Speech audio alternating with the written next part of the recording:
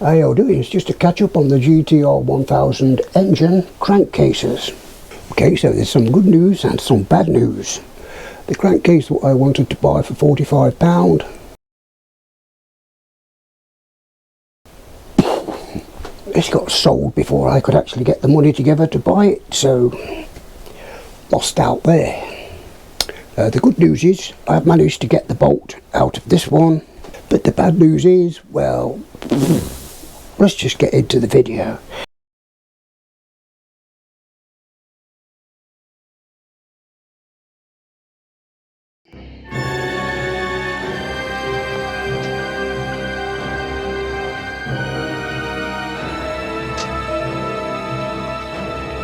Okay then, so the good news is we've got the bolt out. But the bad news is we've destroyed the casing trying to get it out. Don't know if I could stick that back on there with some compound, I don't know. And even if I do find something strong enough to fix that back onto there, we've still got the little hole, which I could probably use the stuff I used to fix this. And then to get this side out, I had to angle grind all the way through, put loads of penetrating fluid through it, and eventually it came out. So if there's anybody out there that's an engineer and can tell me if this bottom end engine mounting bolt is critical for strength, or it's not really that important because there's another one at the top and two at the front, please let me know in the comments and I'll be very grateful. Okay then, so we've got two cylinder heads.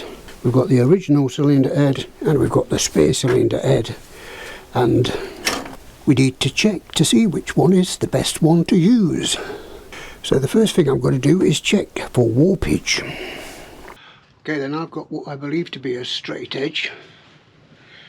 Got a light behind it. I don't know if you can see.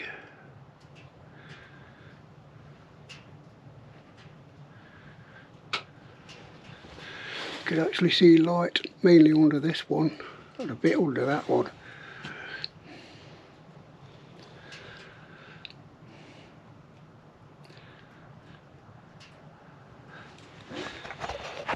Even if I turn the wood round,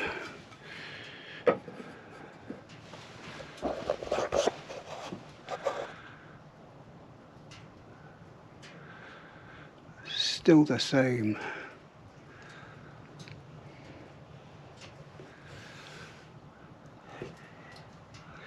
It's only a fraction.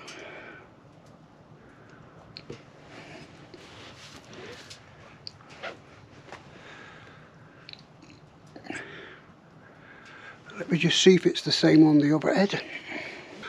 Okay, so we've got the other head set up. And this one, that dowels in the way a bit, but can't see any light underneath whatsoever. Maybe a fraction of light on that one.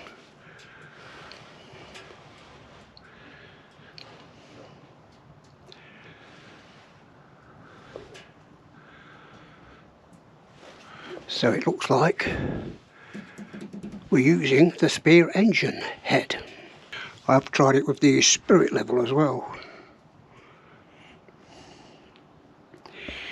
And unfortunately get the same results. So this head is slightly warped, which is the original head. This head seems to be okay, which is the spare engine head. Right then, let's do the leak test with my 10-year-old white spirit.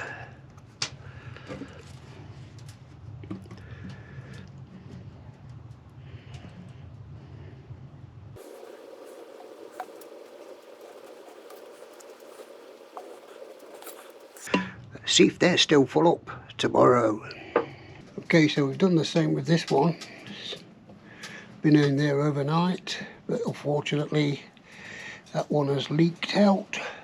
So we'll be using the spare cylinder head. So now we can start taking all the valves out and stripping the head down. And yes, I think winter is finally here. Just an old brake caliper part off. I think it was from the XJ.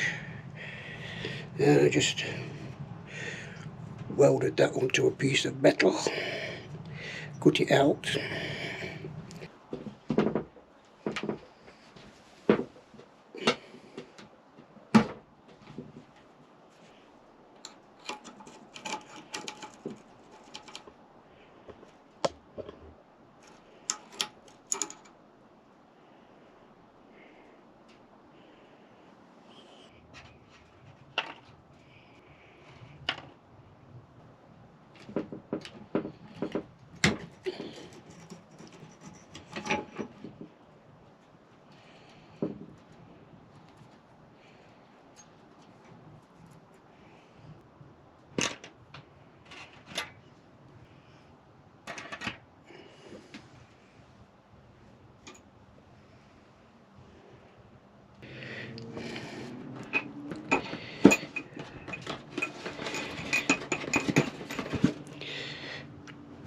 So they go back in their original places.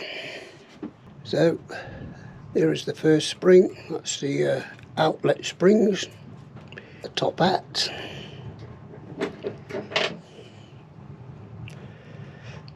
Feels quite loose. So should be able to pull that out from underneath. And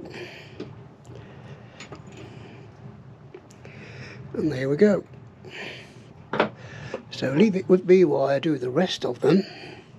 Okay then, so we've got 7 of them out. This last one I just cannot reach with the puller. And I didn't want to have to take these out, but I think I'm going to have to anyway. Don't know if that one shows up. It's got a massive groove in it. These ones are pretty worn as well.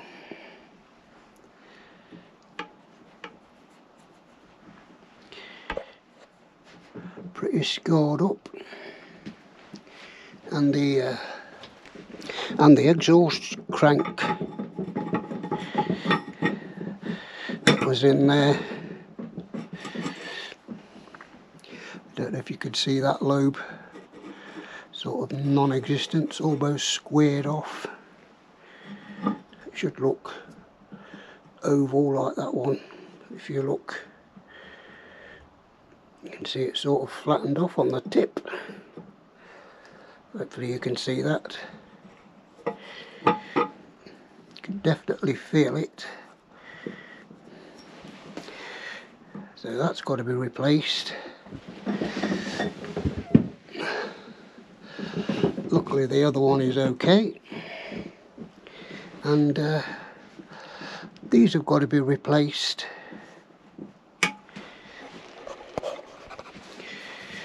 So I've got to take all this out. There's like a little bolt at the end. I take the bolt out and then the rod comes out. And there's a big rod going all the way through. Loads of springs. So I better be careful what I'm doing. But anyway, if I get this one out, I'll be able to get that one out. What is happening is when I'm closing this spring compressor up, this part of the body is hitting on them. I have to try and pull it to the side to do it, but this one, it just won't do it for some reason. So I'm just going to persevere, get all these out, but when I put it back together, I'm thinking, I've got this, what I'll never use. Just put that there. Weld it on as an extension, and then cut it off about there somewhere. Make the groove, just sort of extend that so it's not going to be hindered by the little rockers. So anyway, leave it with me while I get all this out and hopefully get the rest of the valves out, and I can start cleaning stuff up and start putting it back together. So I'll see you in a bit. I'm back, but I'm not finished. I just thought this might be a bit important, so I'll show it. Well, obviously you take this out. It has got a little rubber seal on it, so be careful of that. And then I was wondering, how the hell do you get that out? Then I found a bolt, put it down there, screwed it in, and then if you pull, you could see to pull the shaft out. So yeah, I just thought I'd better show that, so I've showed it. And that should just pull out, I think. And watch the spring. The spring stays attached, so that's all good. And now I should be able to get that last one out. So I'll see you later. Okay then, so we're all stripped. Got them in there. Got them over there. And we're cleaning all this up here.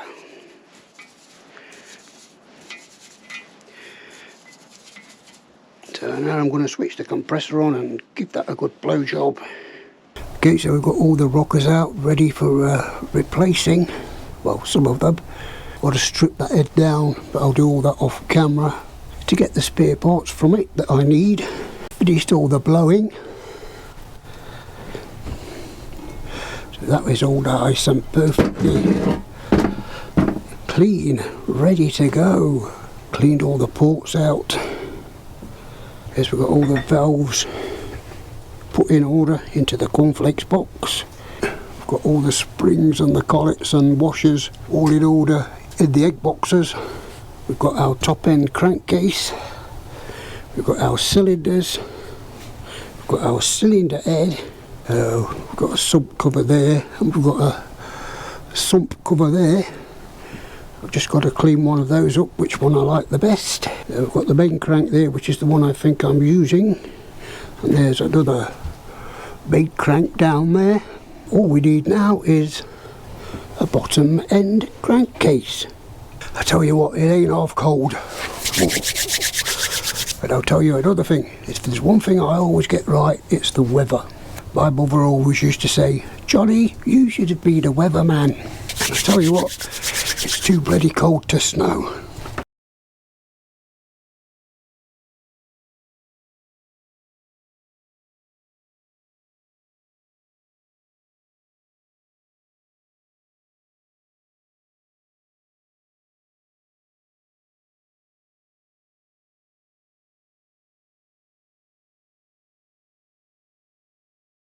So there you go, all joking aside, and I tell you something else at all, it's too cold to be in the shed. Every year when it starts to get cold, my old upper spinal injury starts playing up.